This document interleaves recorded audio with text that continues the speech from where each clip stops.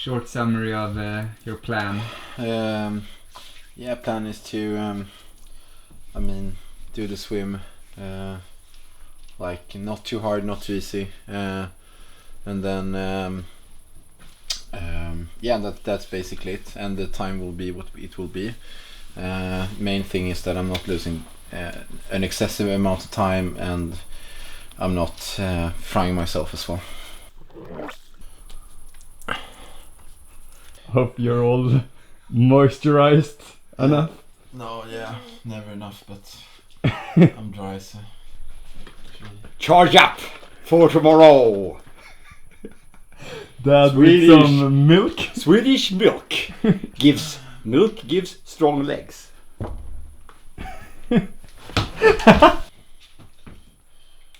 We're going swimming. Sure will, because tomorrow we won't have chance for it. No. Just swim in sweat Exactly. all day.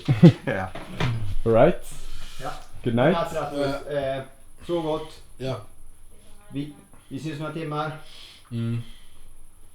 Ska jag släcka? Vi tror på dig. Ja, tack.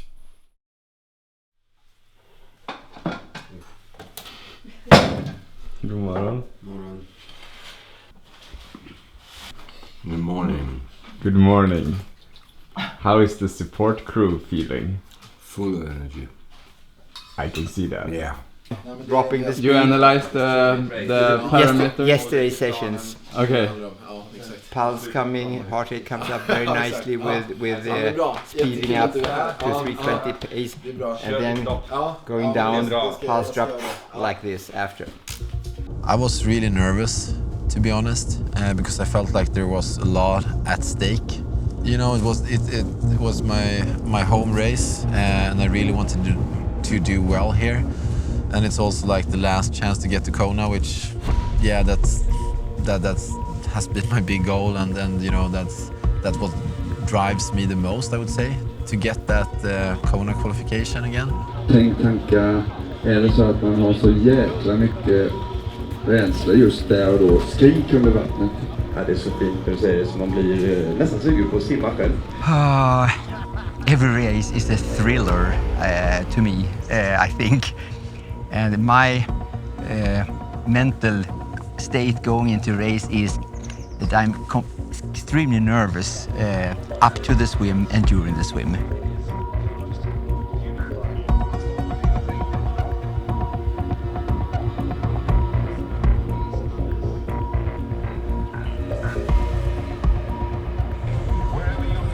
So there was definitely, a lot at stake. But I felt that it was like a good sort of nervousness compared to like Frankfurt, like 1.5 months ago. Then I felt like, whatever, this day, it will be what it will be. I didn't feel like that yesterday. I felt like, I really want to do well here. Ladies and gentlemen, make some noise. We are racing in Kalmar. I got a good start, which I normally used to get. But after like 400 or 500 meters, I recognized that, a big pack is probably going to swim away from me. And this has happened to me like several times in the past, that I'm really sort of like missing out on the front pack after the first 400, 500, 600 meters. So I decided I don't want that to happen this time. And we had some really exciting moments when we spotted his characteristic swim style very far out in the water, and we saw he was at the end of the second pack, which was so much better than we would expect. And he came very close to us. The course goes very close to the K, and he was just in the end, but we also saw that he was a little bit struggling then. And I felt, this is really on the edge here. I'm really, really tired. Yeah, I was maybe like 10-15 seconds behind the chase pack, so I let them go for the final like 600-800 meters or so.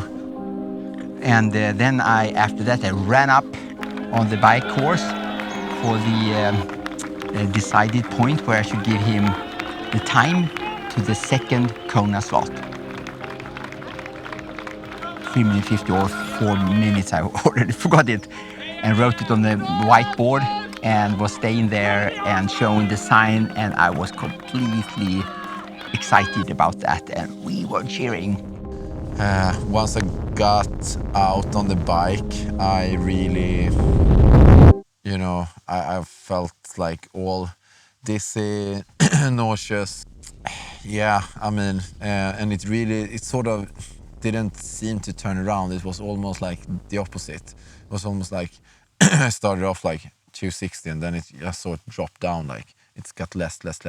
And so it ended up, just, threw my bike in the ditch. And I don't know for exactly how long time I sat there, but at least 10-15 minutes, I think it was, trying to get some fluids in, trying to compose myself. And I thought obviously that my day was over at this stage. Yeah, I was like so insanely furious with myself because I had a clear plan on the swim, which was not too hard, not too easy. And obviously I threw that plan in the garbage can like 5 minutes into the race. 5 minutes into the race, I think my chance of having a good day was pretty much over. I mean, in the swim, I felt like this is way too hard, but I also thought that it might be worth it to hang on to this pack, and then I can, like the worst case scenario, it would take maybe 45 minutes, 1 hour, then I can just stay in the chase pack and try to recover. I didn't expect that a swim could take that much out of you, actually. All of a sudden, it was gone, more or less. And he had the next time point like 25, and we thought either he has something medical issue or some mechanical issue. And we were so, all the air went out from us there. I mean, we were a big crew this day, whole family, friends and stuff, and we had a big plan to support and cheer. Suddenly at around 90k, something started to happen, and the splits after that, and you were like approximately 2 kilometers per hour faster than the front pack and everyone else. Well, I upped my wattage by almost 100 watts. That's probably the explanation. But no, I mean, what was going on in my head? Well, I was just determined that there is no like valid excuse not to finish today, because there is no like race going on in the near proximity that I could sort of save myself for. Caught up a little bit of the speed up to the 109k, and then all of a sudden he was just riding like a fury.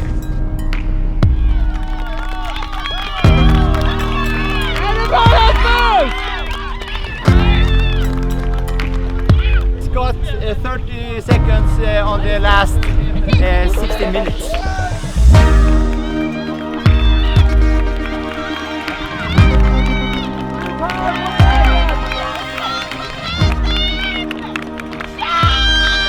Yes! Good! Under the circumstances. Whatever has happened previously on the day, that's history from now on, and now it's like let's see what I can do in comparison to the very best from this point of the race. So he caught up 4 to 5 minutes on the front pack, and when I got him on the transition, everybody else, they were just so exhausted. Rasmus came. I thought now he has gone on fire and was sort of mad. I think some kind of holy madness, holy rage has started the engine again, and then we decided now we're gonna shout and cheer, and yeah, the rest is history. And Kom igen! Du går snabbare än Brownlee! Du går snabbare än Brownlee, Rasmus!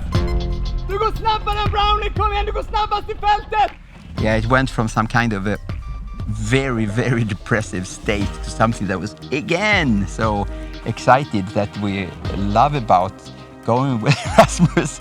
He gives us a day that where we are completely exhausted afterwards, both mentally and physically. Oh wow, yeah, what a race by Alistair, and I think now he's really starting to show his potential on the Ironman distance, and that's so cool to see. I mean, he's obviously a true.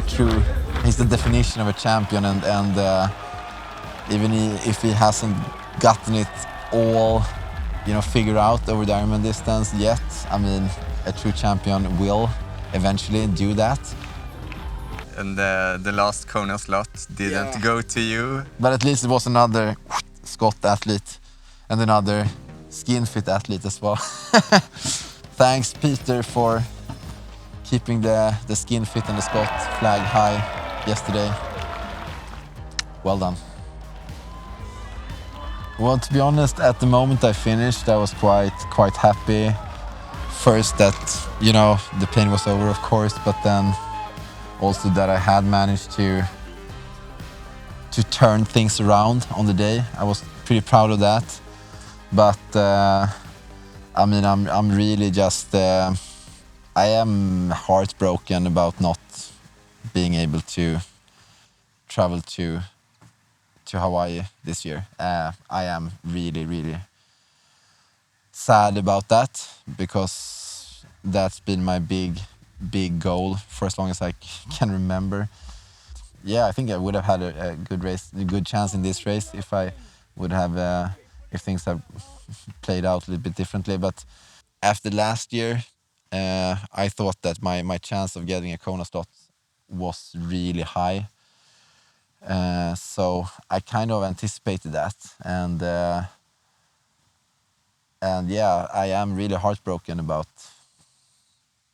this.